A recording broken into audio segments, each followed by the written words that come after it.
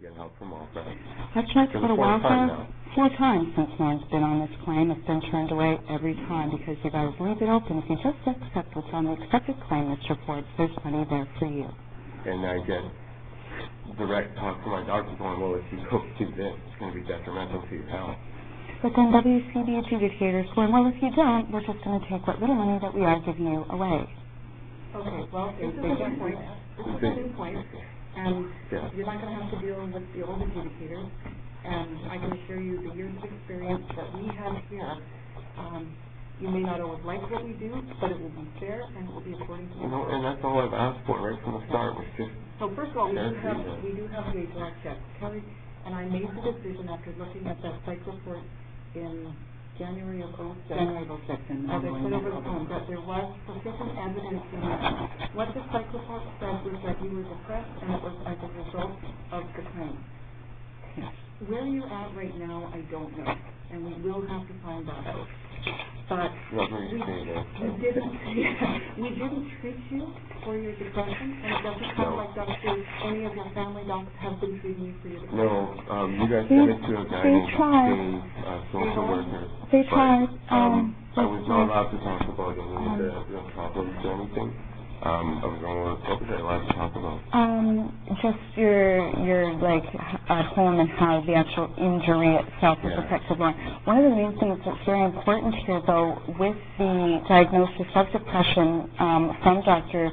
Thurston is the fact that Lauren's physicians did actually have him on antidepressant medication. It was an issue that was brought forth to the board and was turned away to the point where Lauren actually had to fill out an MSPG form so that the government of Canada can pay for his depression medication.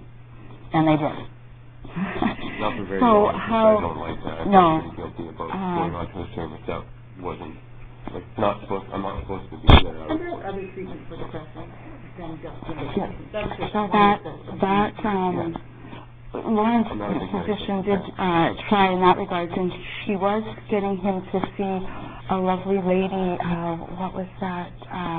It was like a free facility, but she was like a dietitian and so on and so forth. I didn't really feel her information would warrant coming today, but we did. It is from Dr. Bell. You can go and see, but he did see her. She was a really nice lady and wanted to help. Yes, but unfortunately, she ran into the same things, right? Well, with Lauren's piece, you can't do anything about that. With the medication, you couldn't do anything about that. As far as I get an impression they fall off when I brush. Which, of course, will have to be another issue that we will need to address, because it is in his form. Dr. Bell did fill out a Form 11 that made it to you guys, stating that his teeth do have opiate rot and do need to, from the medication, do need to be addressed, as they are making him very sick.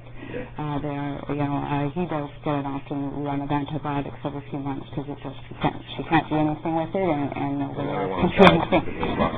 Nobody else can do anything about it. So there's an issue.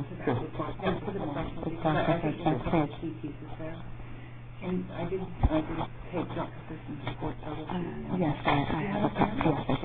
I have a copy right here. One of those clinical documents, at least in our view of it. She made a recommendation in here that it's a very well-written report for us, because it gives us the psychology reports tend to give us a bit more a view of the whole person. I was pretty honest with her. She was a pretty nice lady. Which is very helpful because we... Well, I thought that's what the whole deal was. Right? We can heal injury, but human beings are not just a broken arm. No, I lost 22 years in a heartbeat. It just killed me. It killed me. So here, in her report, she does have a couple of issues that I think are pretty key. And I'm going to focus actually on page... I didn't highlight this one in the report. Page 11? So we can go to this one. There's a couple of things here. She says in the bottom of her report, the DSM DSM-4-TR notes that the course of recurrent major depressive disorder is variable, with previous episodes predicting subsequent episodes. I also note that DSM-4-TR indicates that individuals with chronic general medical conditions are a risk factor for more persistent episodes of depression. Further, chronic general medical conditions and substance abuse may contribute to the onset of an exacerbation of major depressive disorder. Lastly, psychosocial events are also thought to play a more significant role in the precipitation of the first and second episodes of major depressive disorder and a lesser role in the onset of subsequent ones. And if you go down through the bottom, she says, Mr. Forbes' apparent history of depression would also have made him vulnerable to the current episode of major depressive disorder. And what she does conclude in the bottom of this is she says, given the state of all of the above, she feels that the work injuries that you have sustained are the primary cause of a major depressive disorder. I was pretty happy before. They call me Mr. Mellow. So what we have that is the language that works for WorkSafe, because we're looking for weighting of responsibility. So what caused it? And what was significant in causing it? And for compensation to accept responsibility for and compensate, it has to be the significant cause. The workplace injury has to be the significant cause. So at that point, that was the evidence that we got. And so we based the decision to reopen the claim on that. And the report and conversation that our senior medical advisor had with Dr. Bell. So if you review, and we reviewed the reports, the medical reports from 2007, the remainder of 2006, 2007, from Dr. Scruton as well as Dr. Bell. And as you go through those reports, you do see the symptoms that are part of the major depressive disorder that Dr. Scruton identified. And so we drew the conclusion that based on her diagnosis in 2006, plus the ongoing symptomatology that Dr. Bell reports, and in the conversation our medical advisor had with Dr. Bell, she said those things are still continuing. So given that, we've said that there is evidence, in our view, to reopen your claim for a temporary depression at this point in time until a further psychological assessment could be handled, because we think that's the very right thing to do. So what we have done is, in understanding how payment is made at WorkSafe, it's a difficult concept for people to get their head around, and probably difficult for us when we first came to work for the board. I'm still very something.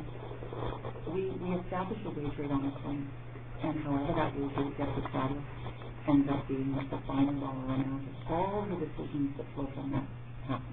Yeah. Once a pension is awarded and you have received a pension, you receive a certain percentage of an impaired person. That's how the percentage is related. 24%. Your 24.92% is what the pension amount is.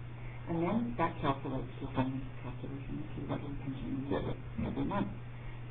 What it also means is that when we reopen a claim, we have to deduct that pension amount, because that pension amount is virtually untouchable.